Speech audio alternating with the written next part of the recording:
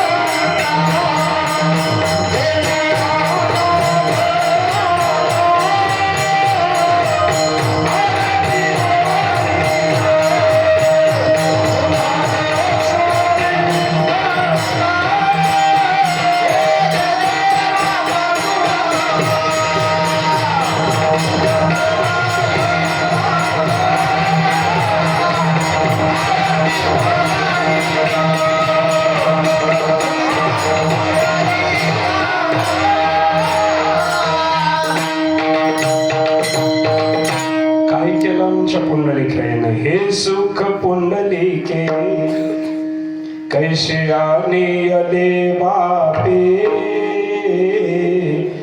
निर्गुण साकारिले आम्हा लागे हे सोपे मनोनी चरण धरणी तुकारा हे ना सुखे आणि रूपा बळे करोनी खळे खळ या शब्दाचा अर्थ अट्टहास प्रयत्न भक्ती नामचिंतन करून त्या निर्गुण निराकाराला काय केलं सगुण साकार केलं गुन्हा आला विटे बरे आलं इथपर्यंत आता पुढे पितांबर धारी सुंदर जो जगाचे मालक पितांबर धारी आहेत आणि दिसायला कसे आहेत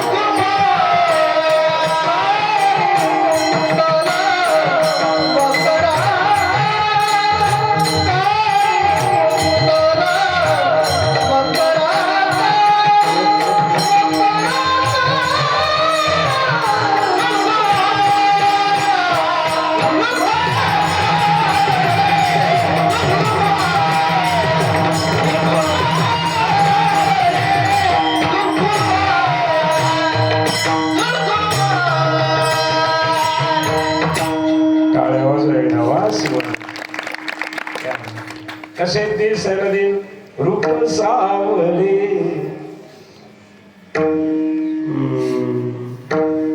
पंढरपूरला कोण कोण गेलत? तुम्ही तर दर महिन्याला जाता. मूर्तीचा कलर कोणीच गेलं नाही पंढरपूरला. डायरेक्ट म्हणावं, घेऊ नका. हा, मूर्तीचा कलर काळा. मी तुम्हाला साक्ष देईन ना. ठाईचा काळा आजचा नाही, ठाईचा काळा अनादी बहु काळा. मूर्तीचा कलर काळा. आणि जगद्गुरु तुकोबाराय देतात विशेषण सुंदर. काय म्हणतात? आता हे शोभलं का हो? मूर्तीचा कलर कसा? आणि जगद्गुरु तुकोबाराय काय म्हणतात? पितांबरधारी सुंदर जो. आता काळ्या माणसाला सुंदर विशेषण शोभल? हे मी नाही, जगद्गुरु तुकोबारायने दिलेलं विशेषण आहे. पण तुमची आमची जी नजर आहे ना मायबाप, वरली नजर आहे. तुम्ही आम्ही वरल्या कलरहून बिलं फाडतो. कोण्या कलरहून? वरल्या कलरहून. मुलगी बघायला गेल्यावर आपण रंग बघतो का ती मनानं कशी बघतो? हा हा, वरल्या कलरहूनच बिलं. हा, आणि वरल्या कलरहून बिलं फाडले ना, धोका होण्याची शक्यता असते. पेंटिंग बघून जर बिल काढलं तर काय होतंय? धोका होते. लग्नाला 10-15 वर्ष झाले होते, पती पत्नी आनंदाने बोलत बसले होते. कधीतरी बिचारे आनंदाने बोलत बसत असतात. भगवानदाजी कधीतरी ते आनंदाने बिचारे बोलत बसले होते. बोलता बोलता ते जे मालक होता ना, त्याला शिंक आली. आजची केलं त्यानं. आजची केल्याबरोबर त्यानं ते दोन्ही कवळे बसलेल्या होत्या. 32 ला 32 दात. विजय महाराज त्याच्या पत्नीच्या पुढे पडले. पत्नीने विचारलं, मालक का आहे? हसायला लागला. ती म्हणली, दात इचकू नका, काय ते सांगा. जोर जोरात हसायला लागलं. ती म्हणली, काय सांगा? ते म्हणला, पठ्ठ्यानं फसिलं तुला. म्हणली, कस काय?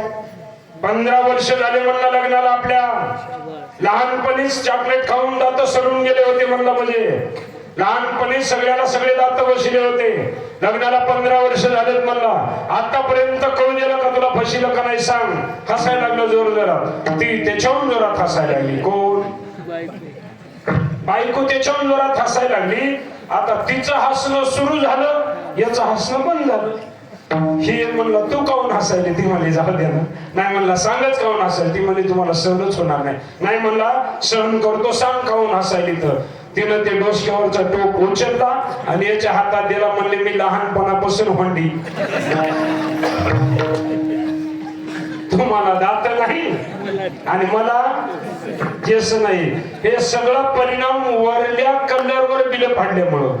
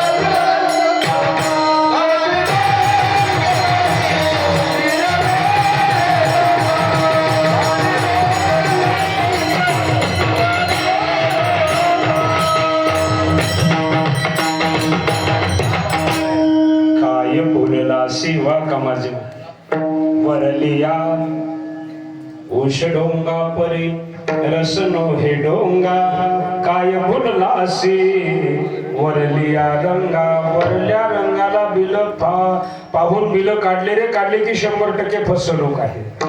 मग जगद्गुरु तुकोबाराय जगाच्या मालकाला सुंदर हे विशेषण देतात.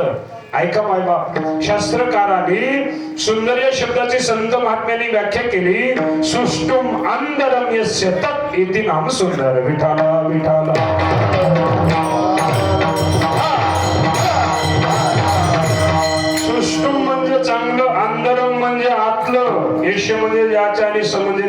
ज्याच्या आतलं चांगलं हे तो कसा आहे, सुंदर आहे. भगवंत वरल्या कलरला पाहून बीड फाडीत नाहीत, अंतरातलं ओढून घे.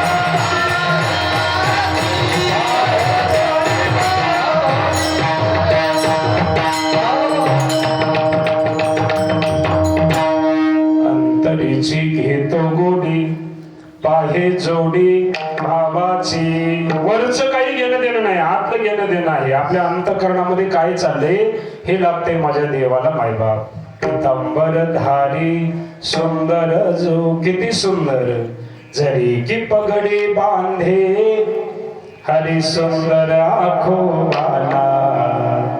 कितना सुंदर लागे बिहारी, कितना लागे प्यारा. ये चंदा ये सावरा तारे वाला. ये चंदा ये सावरा तारे वाला.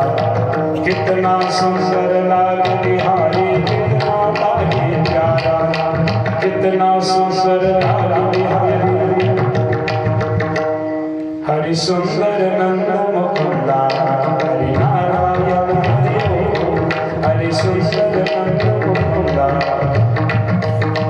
निर्माण केलेलं जगत जर एवढं सुंदर असेल तर साक्षात जगाचे मालक किती सुंदर असतील. करोडो सूर्याचं तेज माझ्या देवाच्या एका नखामध्ये समाविष्ट आहे. पितांबर धारी सुंदर जो, अशा देवाचं रूप माझ्या डोळ्याने बघावं, गुणगान कानाने ऐकावं, मन भगवंताच्या चरणी समर्पित राहावं. पंच ज्ञानेंद्रियाने पंच कर्मेंद्रियाने फक्त भगवंताचंच भजन करावं. अभंगाचं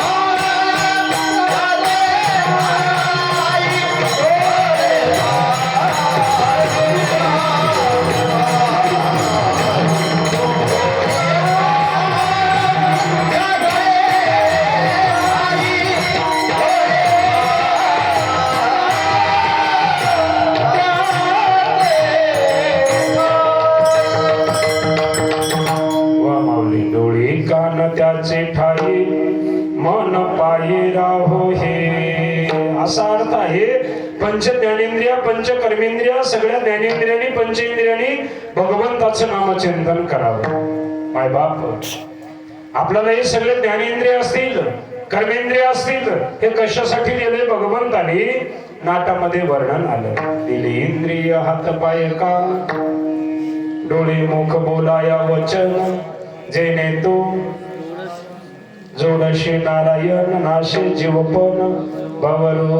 माझ्यापेक्षा ज्ञानी मंडळी थोडा आवाज द्या, थोडा बेस कमी करा. माझ्यापेक्षा तुम्ही सगळेजण ज्ञानी मंडळी आहेत, हुशार मंडळी आहेत.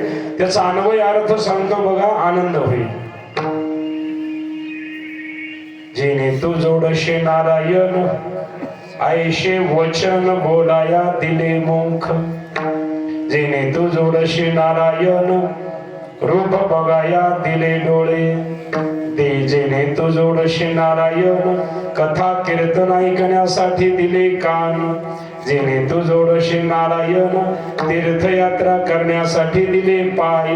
जेणे तू जोडशे नारायण श्रेष्ठ कर्म करण्यासाठी दिले हात. दिले इंद्रिय हात पाय कान मुख डोळे बोलाया वचन. जेणे तू जोडशी नारायण जेणे तू जोडशी नारायण. ज्या टायमाला जे करायला पाहिजे होतं ते केलं नाही म्हणून ह्या इंद्रियाचे देवता आपल्याकडून नाराज झाल्या. आपण म्हणतो मुक झालो. काय म्हणतो? मुक झालो. तोंडाला काम किती? जाऊ आहेरवाडीला, तोंडाला काम किती? आता रामकथा झाल्याबरोबर एक काम झालं बघा, पुंडलिक जेवायचं एक काम आणि बोलायचं. तोंडाला काम किती? दोन काम. दोनही कामाच्या माध्यमातून आपल्याकडून दोष घडले. दोनही कामाच्या माध्यमातून. पहिला दोष सांगतो जेवणाच्या माध्यमातून. माझ्यासारख्या एखाद्या दीडशाने, मला म्हणालो बरं, माझ्यासारख्या एखाद्या दीडशाने महाराजाला एखाद्या गरीब माईमाऊलीनं जेवायला केलं बेसन भाकरी. काय जेवायला केलं? बेसन भाकरी जेवायला केली. ते जेवला तिच्या इथं. पण दुसऱ्या दिवशी श्रीमंताच्या घरून आमंत्रण आलं आणि तिथं पंचपक्वान्नाचा भाऊ 2-4 गोड आटम. आता तिथं जेवताना गुणानं जेवायला पाहिजे ना, पण तिथं जेवताना गुणानं नाही जेवलं बालाजी महाराज. ते त्यानं कालचं वीज केलं. कवाचं? म्हणलं आज खूपच सुंदर जेवण केलंय हो तुम्ही. काल त्या म्हातारीनं मला जेवायला काय केलं होतं? बेसन भाकरीच केली. असं म्हटल्याबरोबर जिव्हा लालचा बली भोजना दुग्ध घृत शर्करा पकवान्ना निंदिला उपान्ना तेने पावलो मुखवमलना. पंचपक्वान्नाच्या समोर उपान्नाची निंदा झाली. वाणीची ताकद संपली. एक. आणि दुसरं बोलण्याच्या माध्यमातून. बोलण्याच्या माध्यमातून सहज निंदा करतो बघा आपण. सहज निंदा. एका मथारीला सहज निंदा करायची सवय होती बघा. थोडं फ्रेश करतो आता. फटका तोंडाची होती. सहजच निंदा करायची. तिच्या नातवाचं लग्न जमलं. सगळी तयारी झाली. विचारलं काय चाललंय रे तुमचं? काय नाही म्हणले, नातवाचं लग्न आहे परवा दिवशी. म्हणली मग मी येणार. नाही म्हातारी म्हणले तुला नेणार नाही, तू फटकल तोंडाचे भांडणं आणशील तिथं. म्हातारी म्हणली आता मी कधी मरेल याचा नेम नाही, अक्षदा टाकाय न्या. घरचे म्हणले नेतो पण एका अटीवर 2 जणाला राखायला ठेवतो, त्या 2 जणांच्या मनावर ऐकावं लागेल. म्हातारी म्हणली काही हरकत नाही पण मला अक्षदा टाकाय न्या. म्हातारीला आणलं मंडपामध्ये. ते नवरदेव नवरी बिचारी बसले स्टेजवर खुर्चीवर. सगळे मंडळी बसले, वराडी मंडळी बसले, सगळेजण बसल्याच्या नंतर ते म्हातारीला एकदम पाठीमागं खुर्ची टाकून म्हातारीच्या दोन्हीकडून 2 जण गपक्या राखायला. हिला बोलू द्यायचं नाही, पटकाळ तोंडाची. म्हणून ते 2 जण दोन्हीकडून उभं राहिले. ते नवरीबाई असं खुर्चीवर थोडं असं तिप्पट बसली होती, तिरपे. आणि बघितलं तिथून म्हातारीला कमी जास्त जमत नव्हतं. जमत नव्हतं. हे गाथ्यातला दृष्टांत आहे बरं, मोकळं नाही. मांडवाच्या दारा ते म्हातारीला कमी जमत नव्हतं. म्हातारी तिथं भयानक शब्द घातलाय जगद्गुरु तुकोबारा यांनी, पण मी सोपा शब्द देतो तिथं जरा. म्हातारीनं तिच्या पुढच्या माई माऊलीला म्हणली अगं हे भवानी. काय म्हणली? अगं तिथं एक भारी शब्द आहे गाथेमध्ये पण मी सोपा केलाय. अगं हे भवानी तुझ्या पुढच्या भवानीला म्हणाव त्या नवऱ्या भवानीला सरळ बस. किती कुटाणा केला म्हातारीनं. तुझ्या पुढच्या भवानीला म्हणाव त्या नवऱ्या भवानीला सरळ बस. राखायला होते ना दोघ जण गप्प्याचे गप्प्या, ते दोघ जण म्हणले हिला एवढं राखून हिनं झटका द्यायचा ते गेला. म्हणले कवा चचती की, कोड्यात बोलले ते. काय म्हणले? कवा चचती की, कोड्यात बोले कवा मरते की. काय म्हणले? कवा मरते की. कंटाळा आलाय म्हणे याचा, कवा चचती की. म्हातारी डेरिंग बाज होती. म्हणले काय म्हणले रे? आता हे थरथर कापायला लागले ना. काही नाही म्हणले आजीमाय, तू कवा चचती की म्हणजे तू कवा जेवती की. म्हातारी म्हणले मी एकटीच कशी चचू बापा. काय म्हणले म्हातारी? मी एकटीच कशी चचू. अगोदर सगळं वरहाड चचू देते, नवरदेव नवरीला चचू देते. तुमच्या ते म्हणले काय अवघड झालं, तुमच्या दोघांना चचू देते. आणि मग काय म्हाताऱ्या माणसाचं चचली तर चचल, नाही तर तशीच बसल. याला म्हणायचं सहज निंदा. सहज निंदा करतोय माय बाप आपण. एक माय माऊली, आता कळलं तर बघा 4G. एक माय माऊली दुसऱ्या माय माऊलीला म्हणायला लागली, अगं शेजारणीच ती आपली शेजारीण म्हणत नवऱ्याला शिव्या देते. काय म्हणते? नवऱ्याला शिव्या देते. मी नाही माय, नवरा म्हणजे आपल्यासाठी देव. आमच्या याला काही पाचाची अक्कल नाही, आमच्या यांना काही माती कळत नाही. पण मी काही म्हणे काही तुला आता तू आमच्या याला पाचाची अक्कल नाही, काही माती कळत नाही. पण यायला मी काही म्हणत नाही. याला म्हणायचं सहज निंदा. विठाला विठा